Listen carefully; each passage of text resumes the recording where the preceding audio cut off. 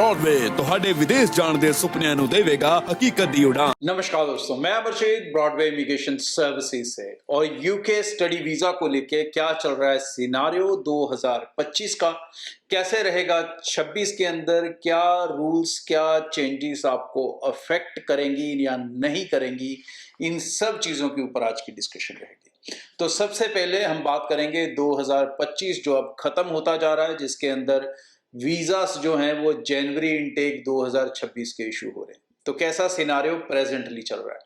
तो present scenario जो है दोस्तों वो लाजवाब है।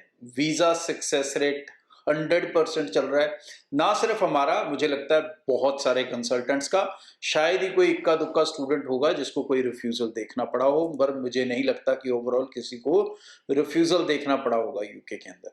सो जनवरी इनटेक शानदार। एडमिशंस अब उसकी 15 दिसंबर से टोटली बंद हो जाएंगी। एक ही यूनिवर्सिटी थी DMU जिसकी लास्ट डेट 15 दिसंबर है। अगर कोई अभी भी है तो वो भाई एप्लीकेशन डाल सकता है जैन इनटेक के लिए। उसके बाद सारा सिनारियो चलेगा मार्च इनटेक, अप्रैल और मई। हर एक यूनिवर्सिटी का अलग अलग इनटेक्स हैं।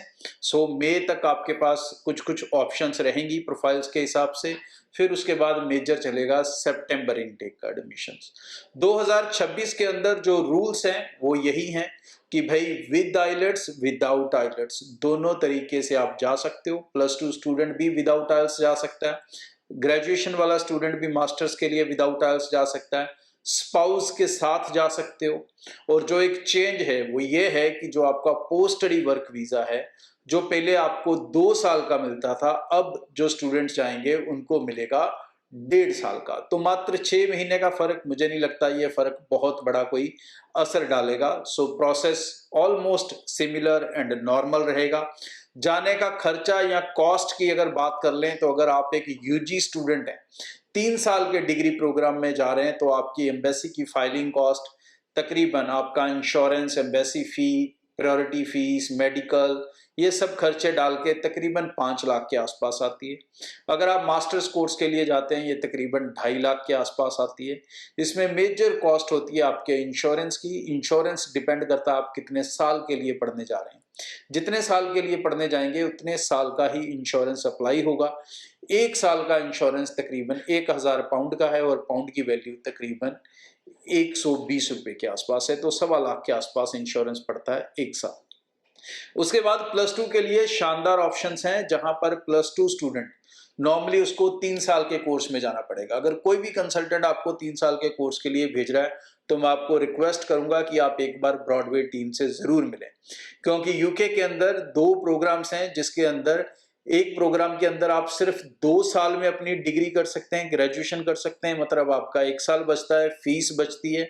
और दूसरा प्रोग्राम है जिसके अंदर आप डायरेक्टली टॉप अप प्रोग्राम में जा सकते हैं और उसमें आपको सीधा फाइनल ईयर में एडमिशन मिलती है और आपको 1 साल पढ़ने के बाद अपना वर्क परमिट मिल जाता है। तो कहीं से भी 3 साल डिग्री अप्लाई करने से पहले एक बार ब्रॉडवे टीम से जरूर चेक कर लें कि आपके पास कोई ऐसा ऑप्शन है जो आपको 2 साल या 1 साल के अंदर आपकी पढ़ाई को यूके में खत्म कर सके, क्योंकि इस रास्ते से आप सिर्फ कुछ लाख नहीं, कई लाखों रुपए अपने बचा सकेंगे। 1 साल की फीस ना करते किसी भी यूनिवर्सिटी में 12 से 13 लाख होती है। तो अगर +2 स्टूडेंट 1 साल में अपनी डिग्री खत्म कर रहा है तो 26 से 30 लाख रुपया वो सिर्फ अपनी फीस में बचा रहा है। जो स्पाउस जाना चाहते हैं उनके अंदर भी बड़ी कंफ्यूजन है, तो मैं बहुत क्लियर कर दूं, स्पाउस एप्लीकेशंस एक्सेप्टेबल हैं मई इनटेक के लिए। विद आइलेट्स विदाउट आइलेट्स दोनों तरीके से जा सकते हो।